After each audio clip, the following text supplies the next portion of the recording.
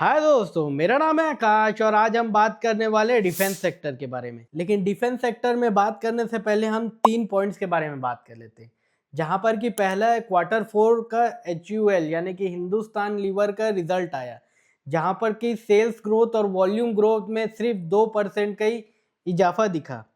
जो कि एक प्रकार से इंडिया में घटती हुई कंज्यूमर डिमांड को बताने का बात करता है। उसके बाद दूसरा यहाँ RC भार्गव, जो कि मारुति के चेयरमैन हैं, उन्होंने बताया कि भारत में सिर्फ 12% आबादी ही देश में कार खरीद सकती है। और तीसरा, यहाँ पर आप कभी गवर्नमेंट ऑफिस में अगर जाके देखें तो गवर्नमेंट ऑफिस में जितनी भी जो सरकारी स्थायी तौर पे नौकरी होती थी, वो सभी नौकरी को जो है आउटसोर्स कर दिया गया है अधिकारियों को छोड़ के। जहाँ पर कि वो जो कॉन्ट्रेक्चुअल बेसिस में लोगों को सिर्फ 10 से 15 हज़ार की सैलरी दी जा रही है, जिसके कारण कि जो ओरिजिनल मिडिल क्लास था, जो 40 से 50 हज़ार की सैलरी में जीता था, उसके पास आज 10 से 15 हज़ार की नौकरी बची है, जो कि बहुत कम है। अगर 4-5 दोस्त मिल के अच्छी जगह अगर खाना भी खा ले किसी होटल में जाके, तो वहाँ पर बिल जो है 10 से 15 हज़ार का हो जाता है।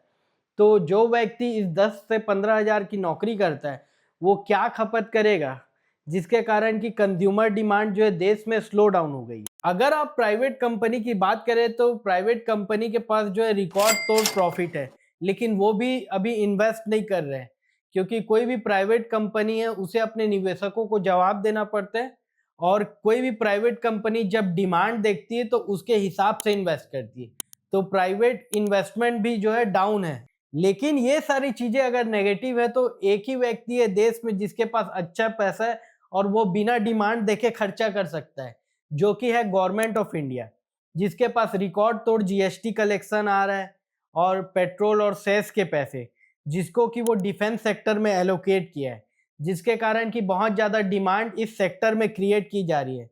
जो कि इंडिया के प्राइम मिनिस्टर मोदी जी का भी विजन है कि आत्मनिर्भर भारत अपने डिफेंस सेक्टर में। Government of India union budget 2025-26 में 6.8 लाख करोड़ रुपीस का एलोकेशन डिफेंस एक्सपेंडिचर में कर दिया है, जो कि लगभग 9.5% ज़्यादा है पिछले साल से। जहां पर कि बॉर्डर रोड ऑर्गेनाइजेशन को गवर्नमेंट ऑफ इंडिया ने लगभग $1 बिलियन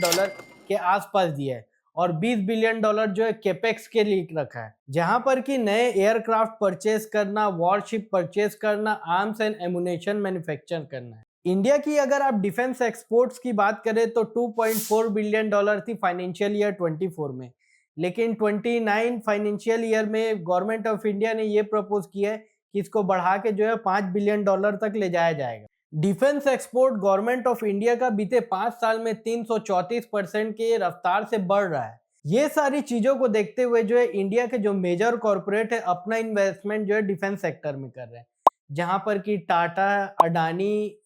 जिंदल, JSW ग्रुप, ऐसे कई सारे ग्रुप जो है अपना इन्वेस्टमेंट इस सेक्टर में कर रहे हैं। हाल फिलहाल के समय में भारत पाकिस्तान का युद्ध हुआ था, जहां पर कि हमारे राइफल फाइटर जेट का उपयोग किया गया था, लेकिन हमारे देश में कई सारे मिसाइल सिस्टम है,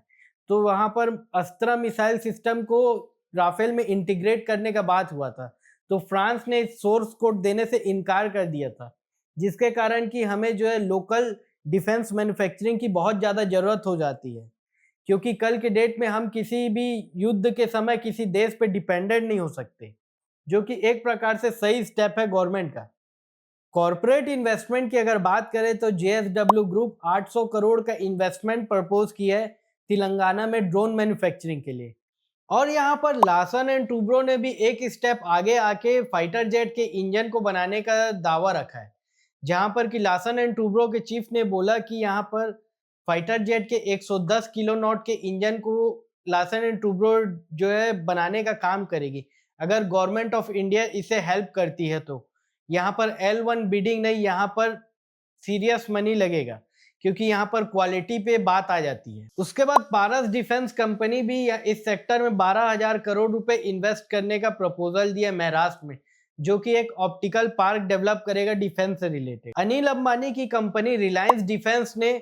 रेन मेटल से भी पार्टनरशिप किया है इस सेक्टर में, जहां पर कि अनिल अंबानी की कंपनी रेन मेटल को जो है आर्म्स एंड एमुनेशन एक्सपोर्ट करने का काम करेगी। यहाँ पर हाल फिलहाल में एक लेटेस्ट न्यूज भी आई कि S-400 का देसी वर्जन कुछ मिसाइल सिस्टम बना लिया गया है, जो कि हमारे भारत इलेक्ट्रॉनिक द्वारा डेवलप कर दिया गया है। तो ये सारी हलचलों को देखते हुए जो है इस सेक्टर में बहुत ज़्यादा अपॉर्चुनिटी बन जाती है। तो ऐसी और सारी जानकारी को जानने के लिए हमारे इस चैनल को आप लाइक, सब्सक्राइब एंड शेयर करें। धन्यवाद।